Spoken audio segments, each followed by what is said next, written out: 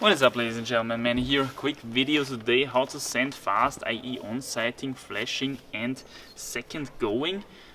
Recently we traveled around a bit in Greece, in northern Greece, small little crags, Vikos Gorge, Meteora and now Theopetra. Actually Meteora is a pretty big crag, but there's not so much roots. They did it right there, they didn't bolt everything, they just bolted the nice lines, you know, it's pretty nice. But anyway, we traveled around a lot and we didn't have a lot of days on each and every crag, you know, so you go there and then you want to climb maybe that classic 8A or that classic 7C or 7A or whatever your grade is, your quick grade. And I thought I'd share a couple of tips because this can be really useful, again, if you're on the go and you don't have much time on one crag, but you want to get that specific route done.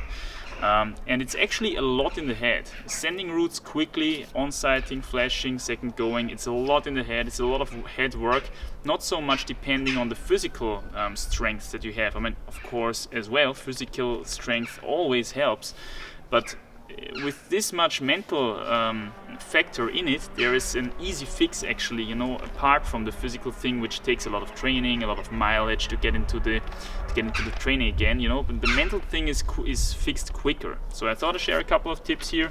Got my piece of paper as usually. Difficulty, first point. Obviously you can't really expect to send something which is absolutely at your limit very quickly. Some people can do that. Usually these are very endurance climbers. Their on-site grade is really close to their limit grade, but this is kind of an unusual situation in my opinion. For me personally, if we consider 8C plus at my limit, my confident quick grade is 8A. Okay, with 8A I can pretty much expect 90% of the time that it's gonna go down second go. If I have a good beta donor, I can pretty safely flash it actually. And if I'm a bit lucky, I can also on-sight it. I've on-sighted a couple of 8As in the past, so this is what you can expect, right? If you're, let's say you're 7C plus, work with 7A. If your limit is 7A, then you can work with 6A, 6A plus, 6B or something like that. In my experience, this it kind of goes out. It splits more apart the higher you go up the grade ladder. Okay, so if you're at 9A, you probably can expect it with 8A still, or something along those lines.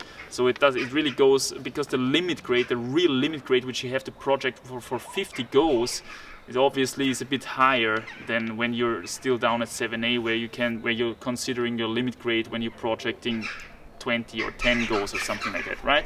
You get what I'm saying here. So this in terms of difficulty.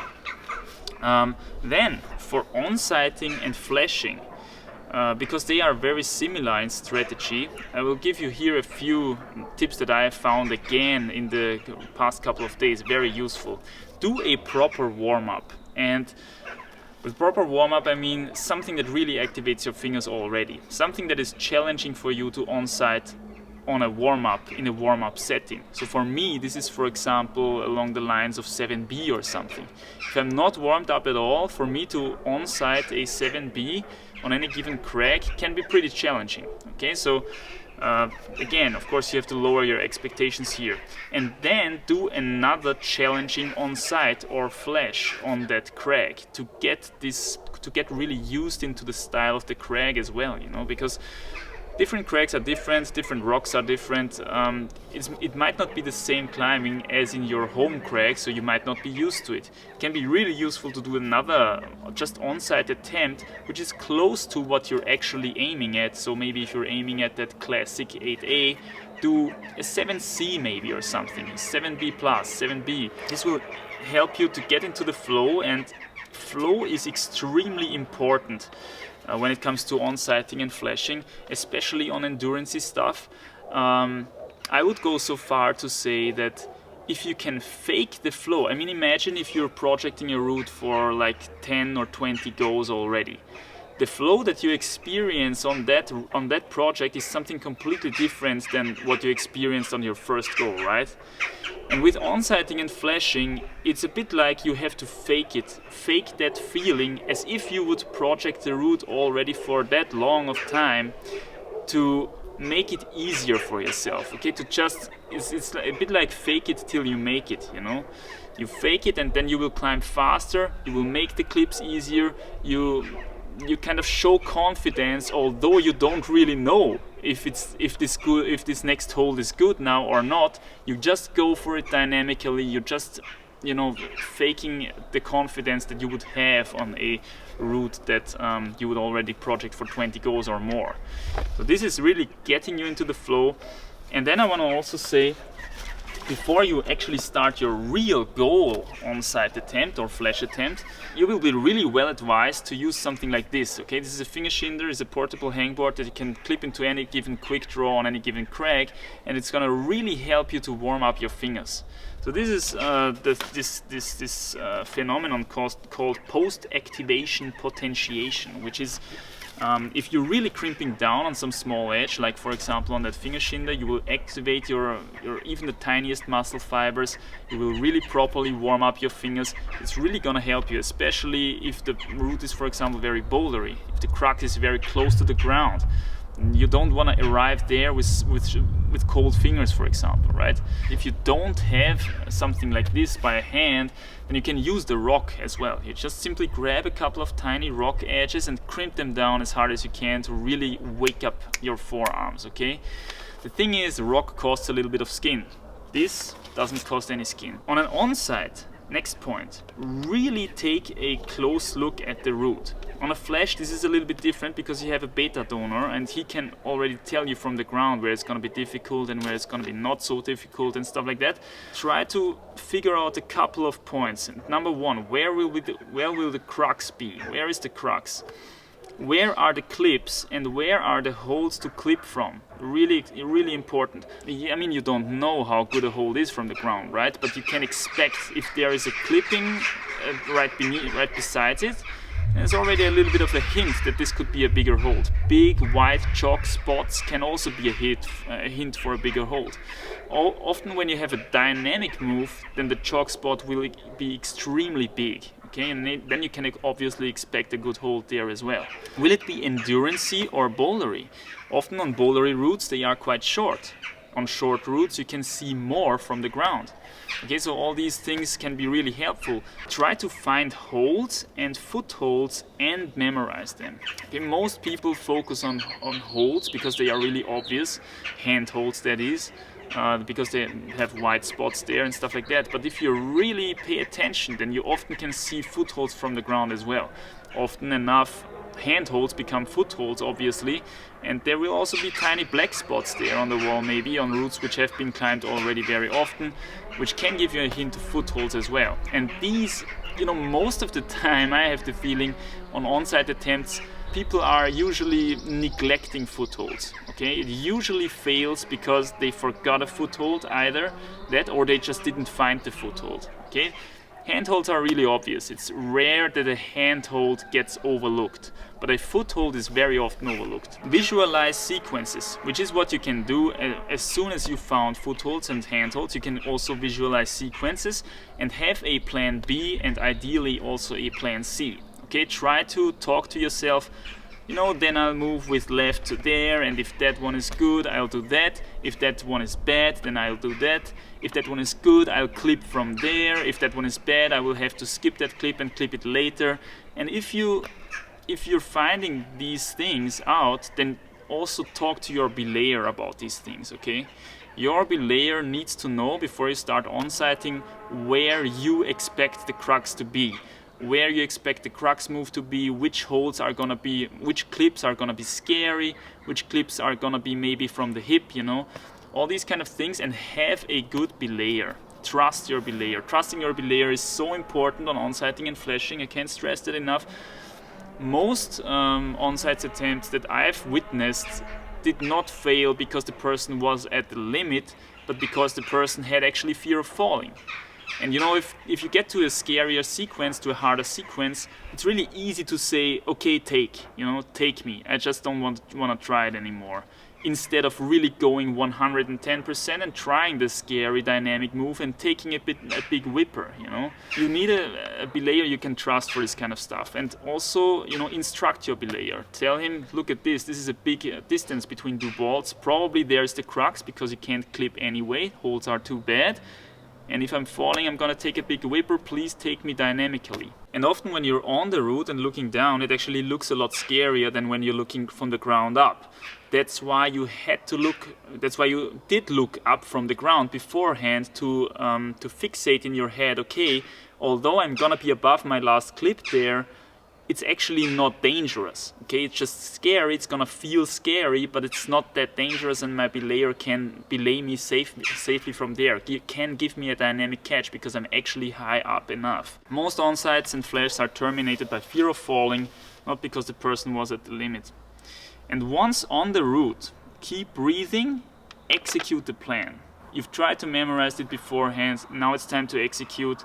Keep breathing and try to fake the flow, okay? Fake the flow, climb fast, saves a lot of energy, and also calms the nerves, okay? Calms the nerves, especially the breathing, very important. If something doesn't work, think about plan B, think about plan C, okay? You've prepared for that kind of stuff, ideally. It takes also a lot of time, it takes a lot of groundwork actually. Again, maybe half an hour, maybe 45 minutes or something like that before you can actually start such an attempt. And that's why, again, this guy here is very important, to keep your fingers warm for this.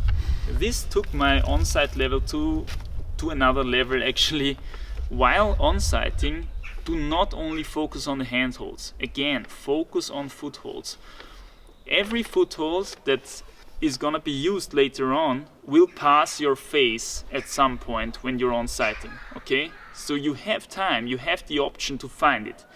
And then memorize it, visualize it going down as you climb up, and once it's there at your feet, you know, you have still in your back head, okay, I had this in reach 5 seconds ago, it has to be in reach for my right foot now, okay?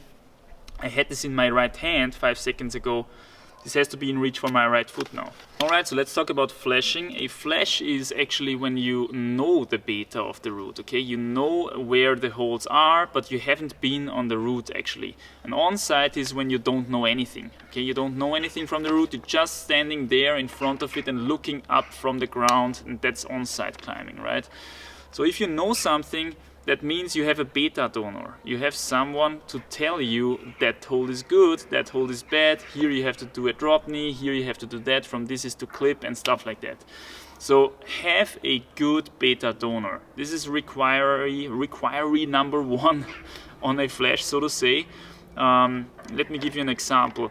If I'm projecting my 8C Plus for, let's say, 50 goes or something, and then Ondra comes along on this crag, it would be super cool for me to give Ondra beta for a flash on that 8C Plus, right? I would really want Ondra to succeed. Let's say someone like me comes along and wants to flash that 8C Plus, something who's as strong as me. And I'm thinking, dude, I just spent 50 goes in that thing, okay? Why do you expect to, can you really expect to flash it? Maybe I will give you some beta, but obviously it's not gonna, maybe not gonna work out and stuff like that. You know where I'm getting here? Often people give you beta, but they don't really want you to succeed, okay? Because they just put so much effort into that project themselves, and they don't like someone else to see now how they just cruising through it first try. So really find a good beta donor, really someone who wants you to succeed. And then the next thing with a good beta donor is that he has the same morphology as you. So he has the same long arms as you, same height ideally, so that you can expect to actually have the same beta. For me, for example, I often work with beta donors which are taller than me, simply because I am a relatively short climber. And that means that I often have to have a plan B in case the big move beta of the tall guy doesn't work for me. And this is actually the case in I'm pretty sure over 50% of the time. Okay, over 50% of the time the tall guys have a different beta on the route that I'm trying to flash, which is somewhere in the reach of 8A to 8A plus or something. In that kind of grade segment, so to say, of the grade ladder, I have the feeling there that tall guys have a different beta than me 50% of the time. So I have to take that into consideration and think about that. What is my plan B in case that big move doesn't work? And sometimes I can tell already from the ground, sorry dude, but that doesn't work. Is there maybe some sort of intermediate hold? Do you know that already? You know, which you didn't use, but which could be useful for me.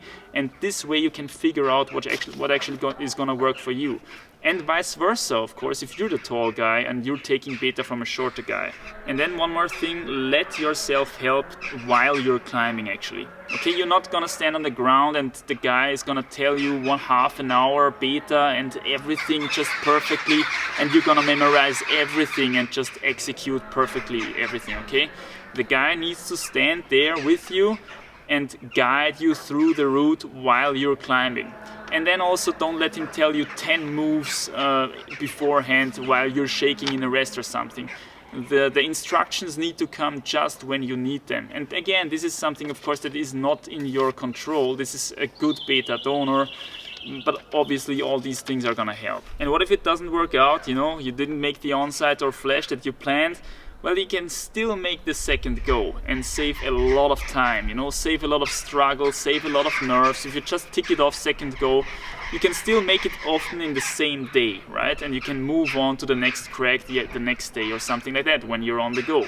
And there's a couple of things to keep in mind. The sketchiest second goes happen after you've sent the route almost in flash or Onsight mode. Okay, so why is that? If you're falling at the very last move and you actually cruise through the crux once and it's really frustrating, you didn't make the Onsight and you're thinking, I've just overlooked that one handhold, damn, okay, now I'm gonna memorize that one thing, lower me and I make another go and send it, right? But then you have to Onsight your crux again, right? Maybe you had just a lot of luck and just Onsighted the crux that way. Not really with your strength, you know, it wasn't easy for you. It's not gonna be easier the next go, right?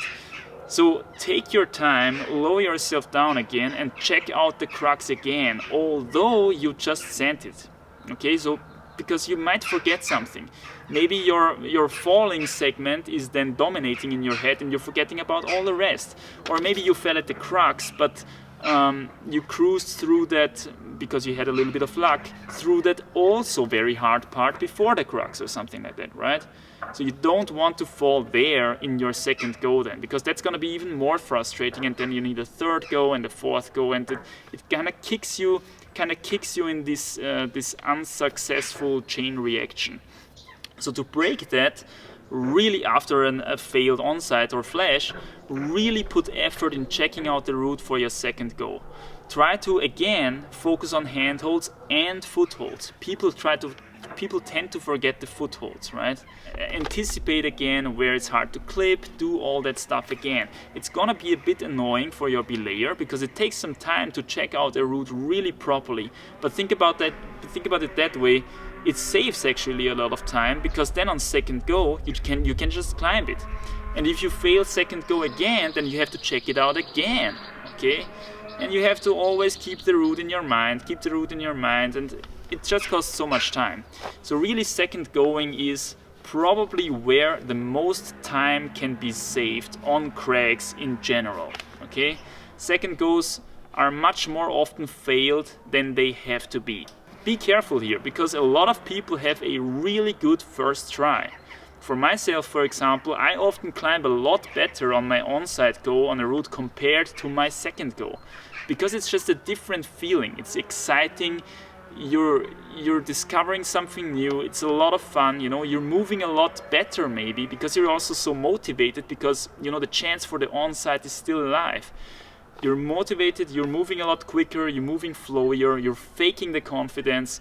And on second go, you're just coming out of a unsuccess event, and then you're a bit demotivated and now I have to do it second go. You climb a lot worse, you climb sloppier, and then you mess it up again. Okay, so really put that effort into the second go, and you can just tick it off second go and go on with your life and try something else, you know. So these are the tips that I have for you, really. When it comes to sending routes quickly, sending problems fast. This goes of course for bouldering and for sport climbing, okay? I hope you enjoyed the video. Drop a like and a comment if you got something from it. That would be really cool. I appreciate that. Great weather here in Greece. We're really enjoying it, and we're looking forward to see what's coming next. I hope you're having a great time as well. I'll see you soon. Bye.